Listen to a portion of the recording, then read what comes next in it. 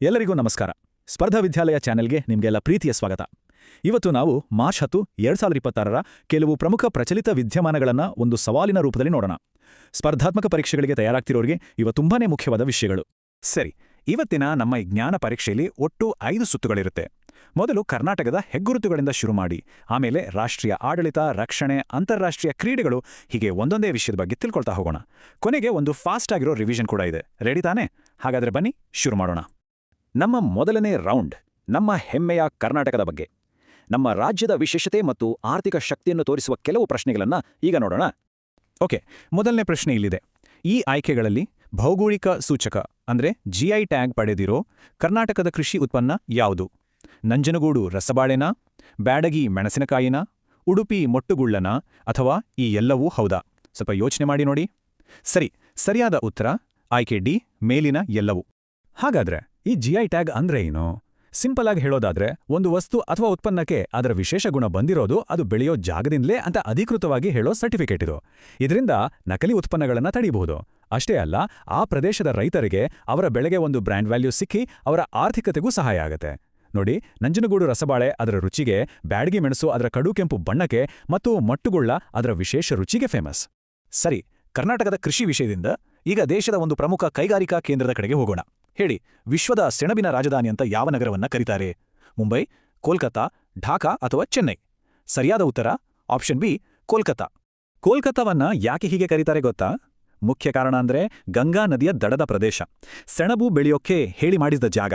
ಅಲ್ಲಿನ ಮಣ್ಣು, ಹವಾಮಾನ ಎಲ್ಲವೂ ಪರ್ಫೆಕ್ಟ್ ಆಗಿದೆ. ಅಷ್ಟೇ ಅಲ್ಲ, ಇಂಡಿಯಾದ ಹೆಚ್ಚಿನ ಸೆಣಬಿನ ಫ್ಯಾಕ್ಟರಿಗಳು ಕೋಲ್ಕತಾ ಸುತ್ತಮುತ್ತಲೇ ಇವೆ.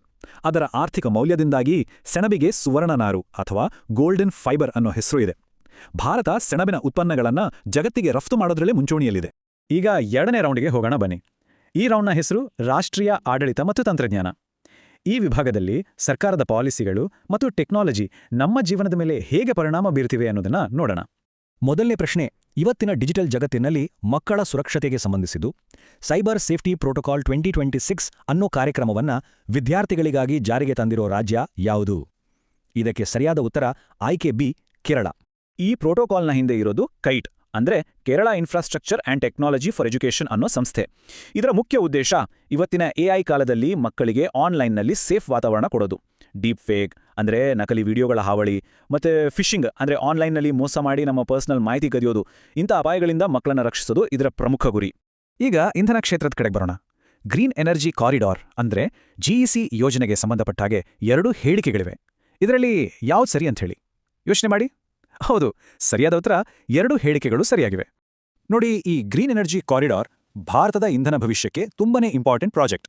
ಇದರ ಕೆಲಸ ಏನು ಅಂದ್ರೆ, ಸೋಲಾರ್ ಮತ್ತು ವಿಂಡ್ ಪವರ್ನಿಂದ ಉತ್ಪಾದನೆಯಾದ ಕರೆಂಟನ್ನು ದೇಶದ ಮೂಲೆ ಮೂಲೆಗೂ ಸುಲಭವಾಗಿ ತಲುಪಿಸೋ ವ್ಯವಸ್ಥೆ ಮಾಡೋದು. 2030ರ ಒಳಗಾಗಿ 500 ಗಿಗಾವ್ಯಾಟ್ ಶುದ್ಧ ಇಂಧನ ಉತ್ಪಾದಿಸಬೇಕು ಅನ್ನೋ ಭಾರತದ ದೊಡ್ಡ ಗುರಿಗೆ ಇದು ಸಹಾಯ ಮಾಡುತ್ತೆ. ನಮ್ಮ ಕರ್ನಾಟಕವು ಈ ಯೋಜನೆಯಲ್ಲಿ ಒಂದು ಪ್ರಮುಖ ರಾಜ್ಯ ಅನ್ನೋದು ವಿಶೇಷ. ಟೆಕ್ನಾಲಜಿ ನಮ್ಮ ರೈತರಿಗೆ ಹೇಗೆ ಹೆಲ್ಪ್ ಆಗ್ತಿದೆ ಅನ್ನೋದಕ್ಕೆ ಇದೊಂದು ಬೆಸ್ಟ್ ಉದಾಹರಣೆ. ರೈತರಿಗಾಗಿ ಮಾಡಿರೋ ಮೇಘದೂತ್ ಆ್ಯಪ್ ಅನ್ನ ಯಾವ ಸಂಸ್ಥೆಗಳು ಸೇರಿ ಡೆವಲಪ್ ಮಾಡಿವೆ? ಸರಿಯಾದ ಉತ್ತರ ಆಯ್ಕೆ ಬಿ, IMD, IITM ಮತ್ತು ICAR. ಈ ಮೇಘದೂತ್ ಆ್ಯಪ್ 3 ದೊಡ್ಡ ಸಂಸ್ಥೆಗಳ ಜಂಟಿ ಪ್ರಯತ್ನ. ಭಾರತೀಯ ಹವಾಮಾನ ಇಲಾಖೆ ಅಂದ್ರೆ IMD ನಮಗೆಲ್ಲ ವೆದರ್ ರಿಪೋರ್ಟ್ ಕೊಡುತ್ತೆ. ಇಂಡಿಯನ್ ಇನ್ಸ್ಟಿಟ್ಯೂಟ್ ಆಫ್ ಟ್ರಾಪಿಕಲ್ ಮೀಟಿರಾಲಜಿ ಅಂದ್ರೆ IITM ಹವಾಮಾನದ ಬಗ್ಗೆ ರಿಸರ್ಚ್ ಮಾಡುತ್ತೆ. ಅವರು ನಮ್ಮ ಭಾರತೀಯ ಕೃಷಿ ಸಂಶೋಧನಾ ಮಂಡಳಿ ಅಂದ್ರೆ ICAR ಕೃಷಿ ಸಂಶೋಧನೆಯಲ್ಲಿ ನಂಬರ್ 1. ಈ 3 ಸೇರಿ ರೈತರಿಗೆ ಮುಂದಿನ 5 ದಿನಗಳ ಹವಾಮಾನ ಮಾಹಿತಿ ಕೊಟ್ಟು ಯಾವಾಗ ಬಿತ್ತನೆ ಮಾಡಬೇಕು, ಯಾವಾಗ ನೀರು ಬಿಡಬೇಕು ಅಂತ ಸರಿಯಾದ ನಿರ್ಧಾರ ತಗೊಳ್ಳೋಕೆ ಹೆಲ್ಪ್ ಮಾಡುತ್ತವೆ. ಸರಿ, ಈಗ 3ನೇ ರೌಂಡ್ಗೆ ಹೋಗೋಣ. ಇದು ರಕ್ಷಣೆ ಮತ್ತು ಇತಿಹಾಸಕ್ಕೆ ಸಂಬಂಧಿಸಿದ್ದು. ಈ ಸುತ್ತಿನಲ್ಲಿ ನಮ್ಮ ದೇಶ ಕಾಯೋ ವೀರಯೋಧರು ಮತ್ತು ನಮ್ಮ ರಕ್ಷಣಾ ಕ್ಷೇತ್ರದ ತಾಂತ್ರಿಕ ಸಾಧನೆಗಳ ಬಗ್ಗೆ ತಿಳ್ಕೊಳ್ಳೋಣ. ಮೊದಲಿಗೆ ನಮ್ಮ ದೇಶದ ಒಬ್ಬ ಮಹಾನ್ ಯೋಧನಿಗೆ ಗೌರವ ಸಲ್ಲಿಸೋಣ. 1965ರ ಯುದ್ಧದ ಹೀರೋ, ವೀರಚಕ್ರ ಪ್ರಶಸ್ತಿ ವಿಜೇತರಾಗಿದ್ದ ಇವರು ಇತ್ತೀಚೆಗೆ ಕೇರಳದಲ್ಲಿ ಕೊನೆಯುಸಿರೆಳೆದರು. ಅವರು ಯಾರು? ಸರಿಯಾದ ಉತ್ತರ ಆಯ್ಕೆ B, KG George. Lance Havildar KG George ಅವರು 1965ರ ಯುದ್ಧದ ಸಮಯದಲ್ಲಿ ವಾಗಾ ಸೆಕ್ಟರ್ನಲ್ಲಿದ್ದರು. ಶತ್ರುಗುರು ವಿಪರೀತ ಗುಂಡಿನ ದಾಳಿ ಮಾಡುತ್ತಿದ್ದಾಗ ನಮ್ಮ ಸೇನೆಯ ಯೂನಿಟ್ಗಳ ನಡುವೆ ಕಮ್ಯುನಿಕೇಷನ್ ಕಟ್ ಆಗೋಗಿತ್ತು. ಆ ಕ್ಷಣದಲ್ಲಿ ತಮ್ಮ ಪ್ರಾಣದ ಹಂಗು ತೊರೆದು KG ಜಾರ್ಜ್ ಅವರು ಒಬ್ಬರೇ ಹೋಗಿ ಆ ಕಮ್ಯುನಿಕೇಷನ್ ಲೈನ್ಗಳನ್ನ ಸರಿಪಡಿಸಿದ್ರು. ಅವರ ಆ ಅದಮ್ಯ ಧೈರ್ಯಕ್ಕಾಗಿ ನಮ್ಮ ದೇಶ ಅವರಿಗೆ ವೀರಚಕ್ರ ಪ್ರಶಸ್ತಿ ನೀಡಿ ಗೌರವಿಸಿತು. ಈಗ ರಕ್ಷಣಾ ತಂತ್ರಜ್ಞಾನದಲ್ಲಿ ಭಾರತದ ಆತ್ಮನಿರ್ಭರತೆಗೆ ಸಂಬಂಧಿಸಿದ ಒಂದು ಪ್ರಶ್ನೆ. ನಮ್ಮಲ್ಲೇ ತಯಾರಾದ ADC 150 ಏರ್ ಡ್ರಾಪಬಲ್ ಕಂಟೈನರ್ ಅನ್ನು ಯಾವ ವಿಮಾನದಿಂದ ಯಶಸ್ವಿಯಾಗಿ ಪರೀಕ್ಷಿಸಲಾಯಿತು? ಸರಿಯಾದ ಉತ್ತರ ಆಯ್ಕೆ ಬಿ, ಬೋಯಿಂಗ್ P-8I ಪೊಸೈಡಾನ್. ಈ ADC 150 ಕಂಟೈನರ್ನ ವಿಶೇಷತೆ ಏನ್ ಗೊತ್ತಾ? ಇದನ್ನ DRDO ಮತ್ತು ನಮ್ಮ ನೌಕಾಪಡೆ ಎರಡೂ ಸೇರಿ ಡೆವಲಪ್ ಮಾಡಿದ್ದೇವೆ. ಇದರ ಉದ್ದೇಶ ಸಮುದ್ರದ ಮಧ್ಯೆ ಇರೋ ನಮ್ಮ ಯುದ್ಧ ನೌಕೆಗಳಿಗೆ 150 ಕೆಜಿವರೆಗಿನ ತುರ್ತು ಸಾಮಗ್ರಿಗಳನ್ನ ಆಕಾಶದಿಂದಲೇ ಸಪ್ಲೈ ಮಾಡೋದು.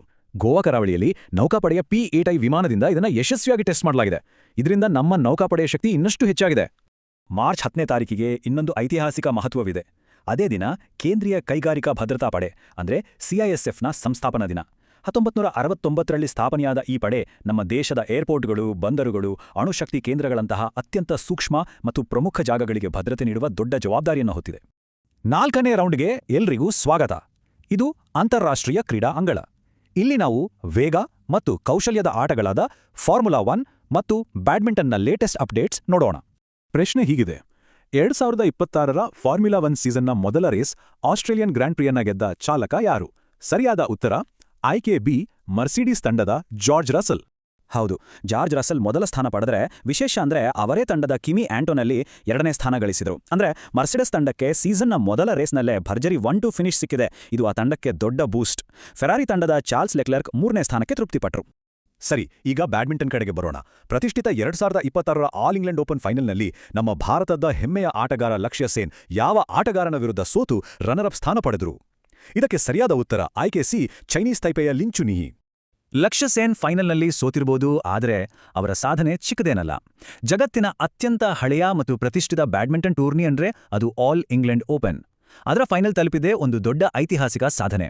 ನಮ್ಮ ಭಾರತದಿಂದ ಈ ಹಿಂದೆ ಲೆಜೆಂಡ್ಸ್ ಆದ ಪ್ರಕಾಶ್ ಪಡುಕೋಣೆ ಮತ್ತು ಪುಲೆಲ ಗೋಪಿಚಂದ್ ಮಾತ್ರ ಈ ಪ್ರಶಸ್ತಿಯನ್ನ ಗೆದ್ದಿರೋದು. ಲಕ್ಷ್ಯ ಸೇನ್ ಅವರ ಈ ಹೋರಾಟ ನಿಜಕ್ಕೂ ಸ್ಫೂರ್ತಿದಾಯಕ. ಈಗ ನಾವು ಕೊನೆಯ ಸುತ್ತಿಗೆ ಅಂದ್ರೆ ಫೈನಲ್ ರೌಂಡ್ಗೆ ಬಂದಿದ್ದೇವೆ. ಇದೊಂದು ಮಿಂಚಿನ ಪುನರಾವಲೋಕನ. ಇಲ್ಲಿವರೆಗೆ ಚರ್ಚೆ ಮಾಡಿದ ಎಲ್ಲಾ ಪ್ರಮುಖ ಪಾಯಿಂಟ್ಗಳನ್ನ ಒಮ್ಮೆ ಫಾಸ್ಟ್ ಆಗಿ ನೆನ್ಪು ಮಾಡ್ಕೊಳ್ಳೋಣ. ರೆಡಿ ತಾನೆ? ಸರಿ, ಫಟಾಫಟ್ ಅಂತ ನೆನಪು ಮಾಡ್ಕೊಳ್ಳೋಣ. ಲಕ್ಷಪತಿ ಬಿಟಿಯಾ ಯೋಜನೆ ಹೆಣ್ಣು ಮಕ್ಕಳಿಗೆ. ದೇಶದ ಮೊದಲ ಮ್ಯೂಸಿಕಲ್ ರೋಡ್ ಇರೋದು NH44ನಲ್ಲಿ. ಸತ್ಯೇಂದ್ರ ಸಿಂಗ್ ಲೋಹಿಯಾ ಕುಕ್ ಸ್ಟ್ರೀಟ್ ಈಜಿದ್ರೆ ಕುಮಾರ್ ಭಾಸ್ಕರ್ ವರ್ಮಾ ಸೇತುವೆ ಅಸ್ಸಾಂನಲ್ಲಿದೆ. PM ರಾಹತ್ ಯೋಜನೆ ಆಕ್ಸಿಡೆಂಟ್ ಆದವರಿಗೆ ಕ್ಯಾಶ್ಲೆಸ್ ಟ್ರೀಟ್ಮೆಂಟ್ ಕೊಡುತ್ತೆ. ಬೆಟರ್ ಆನ್ಬೋರ್ಡ್ ಸೇವೆಗಳು ರೈಲ್ವೆ ಕ್ಲೀನಿಂಗ್ಗೆ ಸಂಬಂಧಿಸಿದ್ದು. ನಾರ್ತ್ ಮತ್ತು ಸೌತ್ ಬ್ಲಾಕ್ಗಳು ಇನ್ನು ಮುಂದೆ ಯುಗಯುಗೀನ್ ಭಾರತ್ ಮ್ಯೂಸಿಯಂ ಆಗಲಿವೆ. ಕೊನೆಯದಾಗಿ ಪೈಮಾನಾ ಪೋರ್ಟಲ್ ಅನ್ನು ಅಂಕಿಸಂಶ ಸಚಿವಾಲಯ ಅಭಿವೃದ್ಧಿಪಡಿಸಿದೆ. ಇವತ್ತಿನ ಈ ವಿಶ್ಲೇಷಣೆಯನ್ನ ಒಂದು ಚಿಂತನೆಗೆ ಹಚ್ಚೋ ಪ್ರಶ್ನೆಯೊಂದಿಗೆ ಮುಗಿಸೋಣ. ಪ್ರಶ್ನೆ ಹೀಗಿದೆ: ಇತ್ತೀಚೆಗೆ 13 ವರ್ಷಕ್ಕಿಂತ ಕಡಿಮೆ ವಯಸ್ಸಿನ ಮಕ್ಕಳಿಗೆ ಮೊಬೈಲ್ ಫೋನ್ ಮೂಲಕ ಸೋಷಿಯಲ್ ಮೀಡಿಯಾ ಬಳಸೋದನ್ನ ಬ್ಯಾನ್ ಮಾಡಬೇಕು ಅಂತ ಯಾವ ರಾಜ್ಯ ಸರ್ಕಾರ ನಿರ್ಧರಿಸಿದೆ? ಈ ಪ್ರಚಲಿತ ವಿದ್ಯಮಾನದ ಬಗ್ಗೆ ಯೋಚನೆ ಮಾಡಿ ನಿಮ್ಮ ಉತ್ತರ ಏನು ಅಂತ ಕಾಮೆಂಟ್ಸ್ನಲ್ಲಿ ತಿಳಿಸಿ.